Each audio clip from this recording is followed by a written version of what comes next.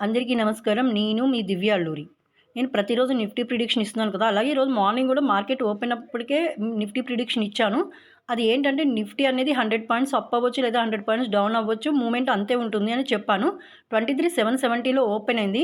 అయితే 23,670కి రావచ్చు లేదంటే 23,870 వరకు ఎళ్ళొచ్చు అని చెప్పాను. 23,870 క్రాస్ అయితే గనక అది స్ట్రాంగ్ రెసిస్టెంట్. అది దాటితే గనక నిఫ్టీ పెరుగుతుందన్నాను. ఒకవేళ 23,670 అనేది స్ట్రాంగ్ సపోర్ట్ అని చెప్పాను. అది కూడా అంతే. డౌన్ అయితే కనుక 23,550 వరకు నిఫ్టీ వస్తుంది అని చెప్పాను. సో నిఫ్టీ 23,870 వరకు క్రాస్ కాలేదు. ఒక 12 పాయింట్స్ తక్కువలో మళ్ళీ యూటర్న్ వెనక్కి వచ్చేసింది. సో చూద్దాం నిఫ్టీ ఇక్కడి నుంచి యూటర్న్ తీసుకుని ముందుకెళ్తుందా లేకపోతే వెనక్కి వస్తుందా మళ్ళీ చూద్దాము. ఎందుకంటే ఇప్పుడు మాత్రం ఇన్వెస్ట్మెంట్ పెట్టడానికి రైట్ టైం కాదు. ఖచ్చితంగా రైట్ టైం ఎక్కడ అంటే 23,550కి రావాలి లేదంటే 23,870 క్రాస్ కావాలి. అదే నిఫ్టీకి మంచి ఇన్వెస్ట్మెంట్. అప్పటికు నిఫ్టీ జోలికి వెళ్ళకండి, ఇన్వెస్ట్ చేయకండి.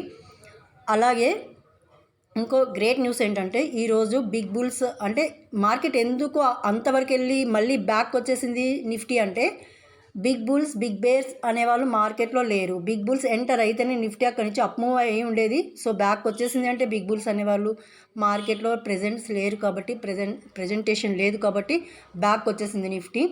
సో వెయిట్ చూద్దాం, ఇంకా డౌన్ అయ్యే ఛాన్సెస్ ఉంది అనిపిస్తుంది. మేబీ డౌన్ అవ్వచ్చు, ఇంకో 100 పాయింట్స్ డౌన్ అవ్వచ్చు. 23,660లో అలా క్లోజ్ అవ్వచ్చు. ఛాన్సెస్ చాలా హై ఉంది. సో నిఫ్టీ కూడా మూమెంట్ అనేది చాలా ఫాస్ట్గా లేదు, చూస్తూనే ఉన్నారు. ఇందాక నుంచి 74 గ్రీన్లో అలాగే అటు ఇటుగా అలాగే ఉంది. సో ఇలాంటప్పుడు మనం ఏం చేస్తామంటే ఇన్వెస్ట్ చేస్తే కనుక మనది ప్రీమియం అంతా మెల్ట్ అయిపోతుంది. కాబట్టి మనం ఏం చేయాలంటే చూస్తూనే ఉండాలి కానీ ఇన్వెస్ట్ చేయొద్దు. ఓకేనా? చూస్తూనే ఉండండి, ఇన్వెస్ట్ చేయకండి. ఓకే.